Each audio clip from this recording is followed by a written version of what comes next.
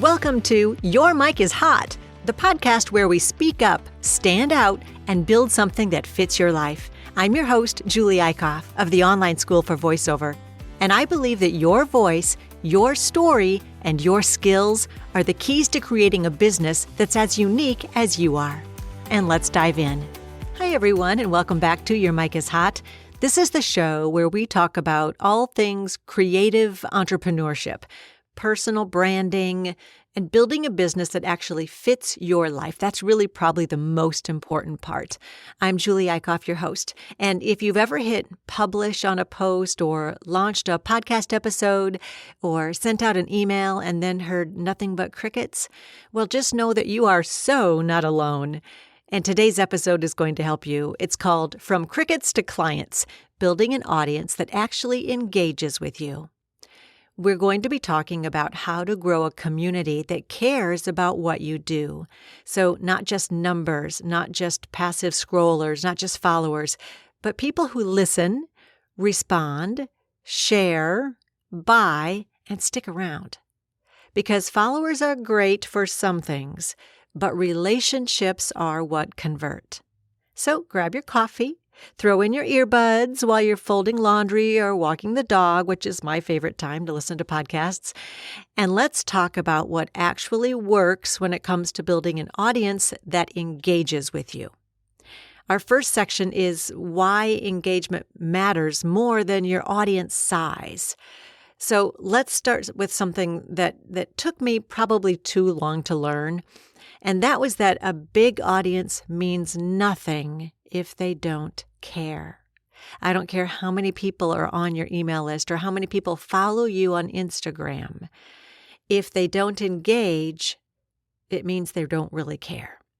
So seriously, you could have 20,000 followers, but if only 50 of them are actually paying attention, that's not really momentum in your business, that's just noise.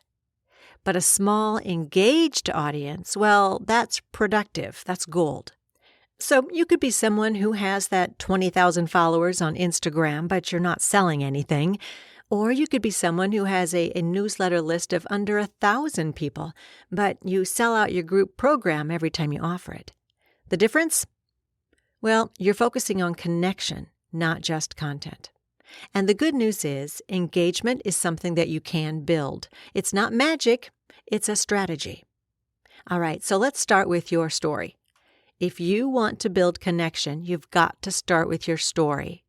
And if you want to know more about your story and how to use it, go back a few episodes. We talk about this particular subject a lot in this podcast. People don't connect to your product first. They connect to you. So share the real stuff, your journey, your missteps, the values that drive your work. Your story doesn't have to be dramatic. We've talked about this many times. You don't have to go rags to riches. You don't have to have incredible growth stories to be powerful. You just have to be honest. Now, here's a few examples for you. If you are a podcast coach, you could share how confused you were or overwhelmed you were the first time you started to record and had to edit your podcast. And then share when things finally clicked for you, like how you got over that hurdle. Again, that's not like a big dramatic story, but it's real, it's truthful, and it will connect with people because other people who are learning how to podcast are going to have those same feelings. And they're going to say, oh, I feel the exact same way. Look how she got over it. Maybe that person can help me. Maybe you're a voice artist. Tell the story of your first awkward audition and how it helped you refine your niche. You know, as a voice artist, when you start out, you often audition for lots of different types of projects. And in doing so, you read a lot of different scripts. Well, through that process, you are going to discover what scripts you enjoy reading, which ones you feel you can naturally bring to life, and you will more than likely be most successful in your auditions with those scripts. So even though you feel awkward in the beginning, it helps you refine your niche. It helps you figure out what you're really good at. That's a great story to tell. You can be specific and say, oh, I read this radio ad and I felt so weird I couldn't make it sound natural. But I read a nonfiction book and man, I loved that. So those sorts of stories will resonate with your people. Another example, if you are a mindset coach, talk about the shift that helped you stop second-guessing everything you did. So we're just looking for moments that are real, moments when you aren't perfect, and then how things change down the road. Stories create bridges. They make people feel seen. And people who feel seen, well, they stick around. They want to hear more. So let's talk about ways you can show up consistently, but also in a way that works for you. Okay? Showing up regularly matters, but not in a way that drains you. Consistently doesn't mean daily posts unless you really like doing daily posts. It doesn't mean being glued to your phone unless being glued to your phone energizes you. Maybe that's what you like. That's fine, but it doesn't have to be. The point is you've got to figure out a system that is comfortable for you, something that is sustainable. So you need to be showing up where your people are in a rhythm that you can sustain. So start with pick your core platform. Will you be using Instagram? If you love visuals and stories, that's a great option. Would email be a better resource for you if you prefer writing, long form? Sometimes you can use video and emails as well. Or podcasting. Is audio your thing? Do you like to tell stories and interview people? Maybe LinkedIn is the best platform for you if you're going to be speaking to other professionals. So after you pick your core platform, and that doesn't mean you can't be on more than one, but one core platform to start. Then pick your pace. Will it be once a week, twice a month, or every Tuesday? You can choose. The goal is to build trust, and trust comes from knowing that you'll be there. If you're disappearing for weeks at a time and then popping up with an offer, well, that doesn't really feel good to your followers. It feels like you're just selling them something. But when you're consistent, even if it's a light pace, your audience feels like they know you, like they can trust you. All right? Now, in terms of what you're giving every Tuesday or twice a month, whatever you come up with, we need to talk about not overgiving. This is where a lot of entrepreneurs get stuck because we give away so much for free that sometimes we forget to actually sell our thing. Yes, lead with value, teach, inspire, share tips, help people. But value doesn't just mean share information. It can also mean sharing a relatable story that makes someone feel seen.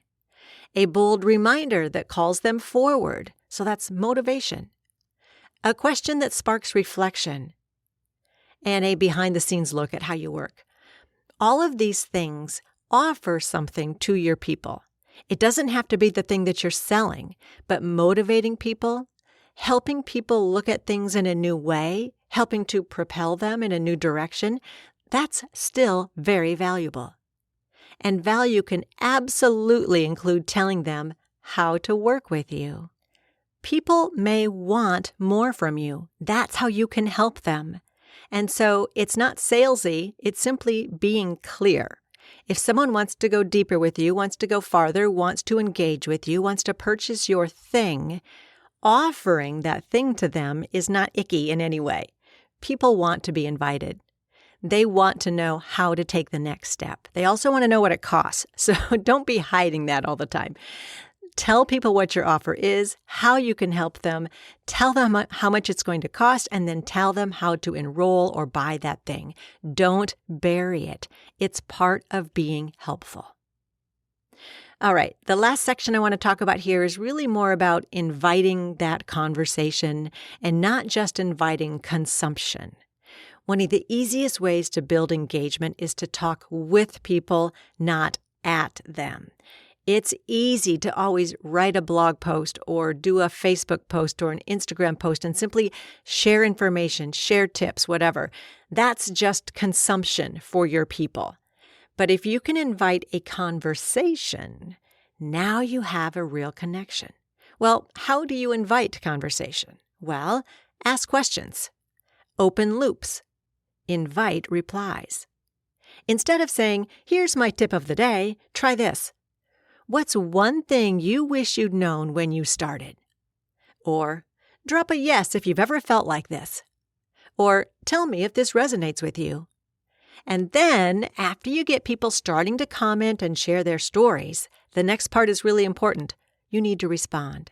When someone comments, reply back to them. When someone DMs you, thank them. Create a connection.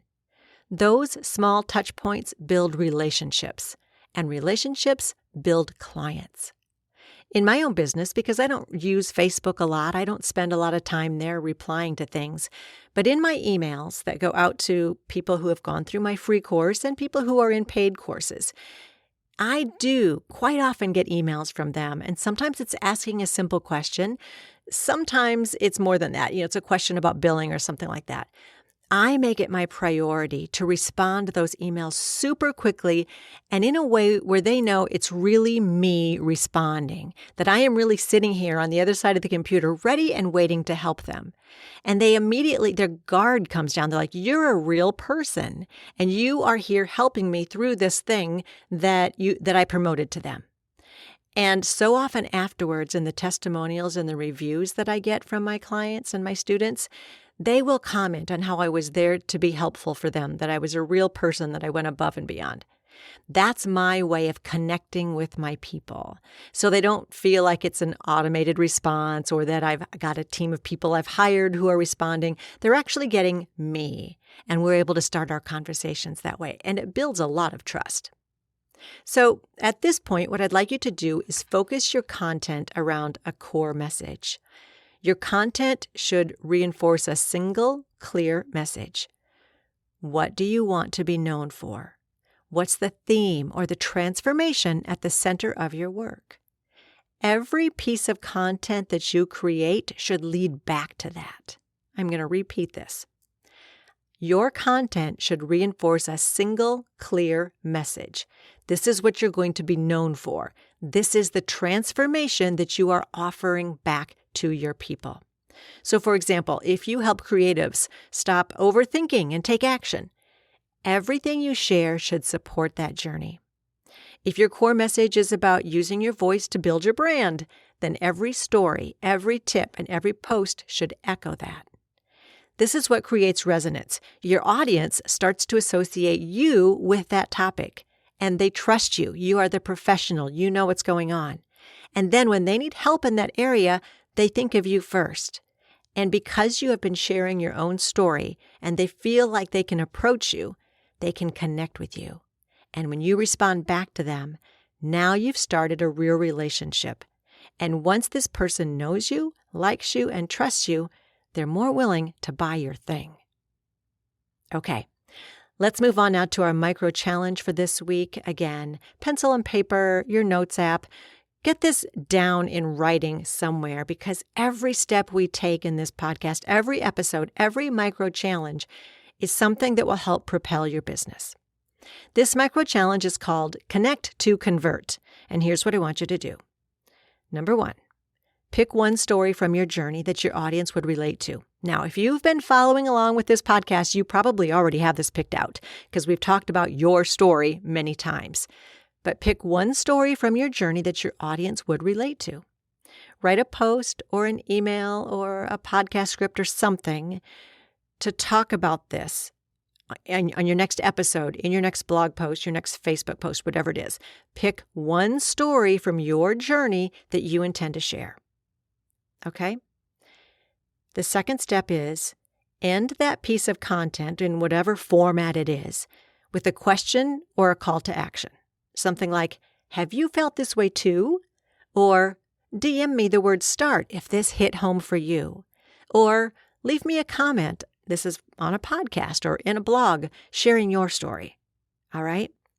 Then number 3, your third step is respond to every reply, every comment, every message. You probably won't be overwhelmed because when you just start doing this, only a few brave people will respond. But as you do this more and more, and the people in your network start to see that this is normal, this connection is normal, we're going to be sharing here, then more and more people will start to share, and you'll have better, stronger connections with your people. So again, the 3 steps are, number 1, pick the story you're going to share. Number 2, End that story with a question or a call to action, some sort of invitation to get the listener or the consumer of some kind to respond. And then respond yourself to every single reply, comment, or message. And that's how you shift from broadcasting your story to connecting. And that's how you turn crickets into clients. Building an audience that engages isn't about being the loudest or having the most. It's about being the most real. So show up with a clear message about who you are and what you offer. Tell stories to create that connection with people. Stay consistent in a way that works for your life. Invite conversation. And then don't be afraid to make the offer once you've made that connection. You don't need to shout to be heard. You just need to speak in a voice that's your own. Because remember, your mic is hot and people are listening. Now go connect with them. Now, to take my own advice, I'm going to follow my own directions. If you've listened to this podcast episode, take just a moment to comment on whatever platform you're using. Send me a little message. Say, I hear you. I believe that we need to do this. Or share a tidbit of what your story would be. Tell me what your business is going to be. Anything at all you want to share. Connect with me in a comment section. All right? I'll respond back to you and we'll start our connection. All right? Okay, you've got some work to do. Until next week, remember, your mic is hot. And just in case, if you have interest in becoming a voice artist, please check out my free mini course, Intro to Voiceovers. You'll find a link to it in the show notes. It's a Q&A session that should help answer all those questions you have going on in your head, wondering how you could make it happen. So find the show notes, check out the link for the free mini course, Intro to Voiceover. Thanks for tuning in to Your Mic is Hot. If today's episode got you thinking, dreaming, or planning, share it with a friend, and don't forget to hit the subscribe button. Remember, your mic is hot. The world's waiting. Speak up, stand out, and build something that fits your life.